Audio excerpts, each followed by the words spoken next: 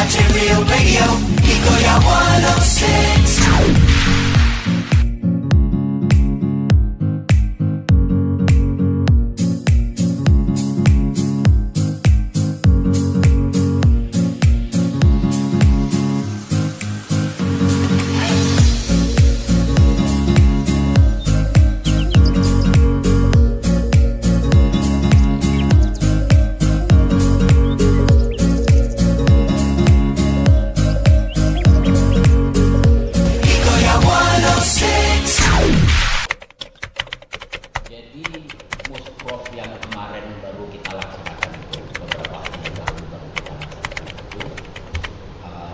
Intinya adalah untuk memilih pengurus.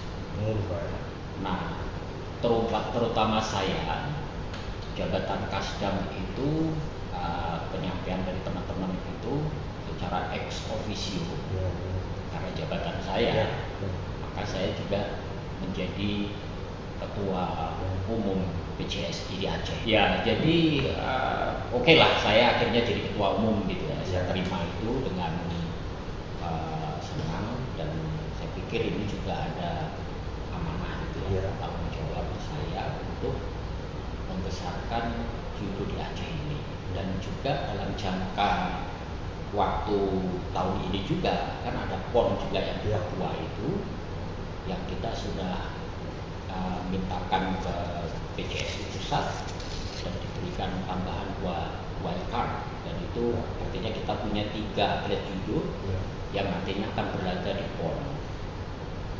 Nah, itu adalah target kita dalam jangka pendek pembinaan ke depan ini.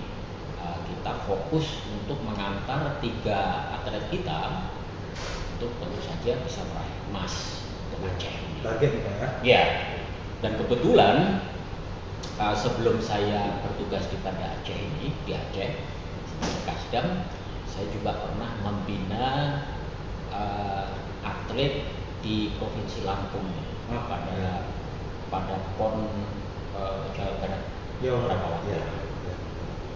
Dan Aceh memang kebetulan rankingnya itu 17, dan kalau nggak salah 17, dan saya pikir kita harus memperbaiki ranking itu. Nah, salah satunya fokus karena saya sekarang ini hanya ngurus judo. Kalau yang beberapa tahun lalu waktu saya menjadi dandan itu, yang saya urus hampir semua cabur yang diikuti oleh Provinsi Lampung. Nah, sekarang tanggung jawab saya lebih kecil, dan saya harus bisa memfokuskan energi yang kita punya itu bagaimana 3 orang ini dulu untuk bisa meraih emas, kan gitu. Nah, di samping pembinaan yang sifatnya rutin, atlet-atlet lapis kedua kita harus siapkan, karena ada pembinaan untuk jangka pendek, jangka menengah, dan juga jangka panjang. Saya pikir Aceh mempunyai potensi yang cukup besar dan kans yang besar juga untuk memperoleh tempat yang terhormat di arena olahraga baik nasional maupun internasional. Saya monitor perkembangan atlet ini, latihan hari ke hari. Kepada pengurus dan pelatih, saya sampaikan bahwa kita harus punya standar melatih mereka, dan pelatih harus mengerti tentang periodisasi latihan yang sifatnya umum, khusus, prakompetisi hingga kompetisi. Nah, atlet itu harus berada di peak performa dia pada saat dia akan bertanding. Nah, kita bisa mempunyai waktu tryout nanti itu ada di bagian prakompetisi. Makanya waktu yang tersisa, saya selalu katakan kita mungkin ya 5-6 bulan sebelum kita nanti berlaga di PON di Papua itu. Oleh sebab itu harus di manage dengan baik. Di periode khusus ataupun umum, saya pikir itu sudah berjalan. Kemudian nanti pada saat periode prakompetisi, di situ kita tryout, kita coba atlet kita apakah dia bisa istilahnya berbicara. Kita bisa ukur kemampuan dia, karena di periode tryout ini kemampuan dia atau performa dia kita harapkan sudah bisa kita mendapatkan gambaran dia ini bakal meraih medali apa kira-kira. dari tryout itu. Kita harapkan seperti itu sehingga lawan pada saat nanti tryout di prakompetisi itu sudah kira-kira menggambarkan lawan yang nanti akan dihadapi pada saat kompetisi yang sebenarnya di sekitar bulan Oktober tahun ini. Karena sudah ada atlet kita yang TC, terus kemudian menyusul yang wildcard 2 orang itu, dan sehari-hari pun mereka memang sudah berlatih, dan saya pikir intensitas latihan yang pelatih gambarkan dan pengurus lain yang kita kan punya grup ya. Jadi setiap hari saya monitor yang dilatihkan itu apa, penguatan, kecepatan, teknik. Terus kemudian saya pesankan juga hitung benar VO2 max dia. Salah satu kita mengukur kemampuan atlet itu dari berapa besar VO max yang atlet itu raih pada saat kita uji. Nah, harapan saya dengan dasar VO2 max yang awal ini terus di dalam perjalanan sampai nanti menjelang kompetisi kita tahu berapa perkembangan hasil latihan tersebut. Itu adalah salah satu tool atau indikator yang kita perlukan untuk mengukur atlet itu siap tanding atau tidak.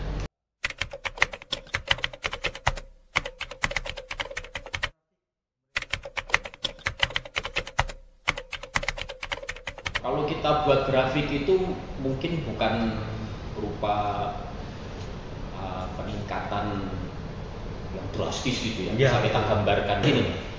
Contohnya yang lebih mudah, makanya kenapa saya menggunakan parameter VO2 max. Misalnya saya sudah perintahkan pelatih ambil data VO2 max dan laporkan ke saya.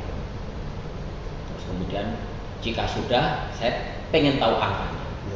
Jika belum, segera lakukan dan laporkan ke saya. Sehingga saya tahu berangkat dari mana, terus dalam perjalanan nanti diukur lagi meningkat atau malah turun, atau sama saja, meningkat drastis atau tipis, kita tahu. Dan nanti pada saat sebelum kompetisi kan ada prakompetisi. Ya, ada prakompetisi. Nah, itu juga antara prakompetisi dengan kompetisi sebenarnya, itu nanti kita harapkan grafiknya itu untuk VO2 max itu tidak berbeda jauh. Tidak berada di bawah untuk menjelang kompetisi yang sesungguhnya atau kompetisi utama, tapi relatif seimbang gitu. Bisa mempertahankan kemampuan puncak mereka atau peak performa itu dalam kurun waktu panjang. Dia pasti akan mengalami penurunan. Ya, dan itu harus hati-hati. Ya, karena kan parameternya misalnya gini, flexibility yang dilatihkan itu sepanjang dia latihan dia harus melakukan itu.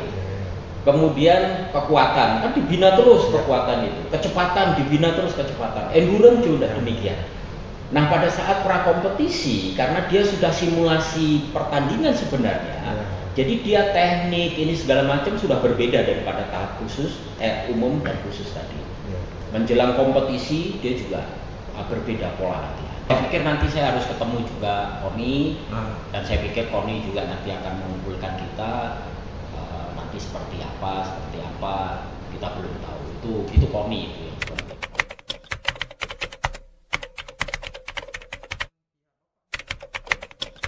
Ya, saya pikir komunikasi kita tetap baik ya, karena rekan-rekan pengurus yang lain itu tidak harus saya, mereka juga sudah menjalankan fungsi sesuai kepengurusan sesuai bidang masing-masing.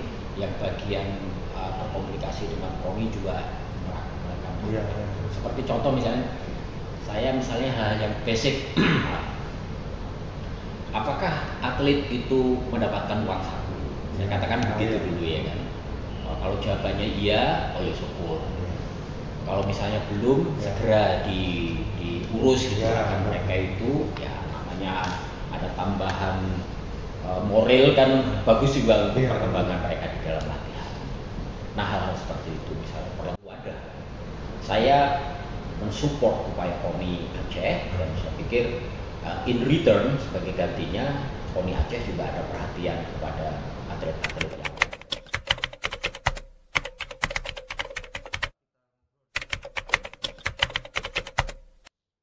kalau koresponden kan iya, saya kan kadang perintahkan para pengurus yang lain komunikasikan ke Koni, mungkin lewat Pak Radha, terus kemudian komunikasi tentang hal yang sifatnya teknis ataupun apa. Ya, pastilah seperti itu. Kalau dari Pak Muzakir Manaf sendiri Pak, dari ketua umum. Saya belum ketemu beliau. Tapi saya sudah minta ini. Coba kalau ada waktu jadwalkan, saya juga mau audiensi lah. Oh, iya. Kan baru berapa hari ini kan. Nah, Misalnya beliau punya waktu pun belum tentu saya pas ada kan. Iya, waktu pada tapi saat- apapun itu nggak masalah. Gitu. Iya. Itu hanya formalitas saja. Yang penting kepentingan dari para atlet muda ini bisa terpenuhi bagi saya sih.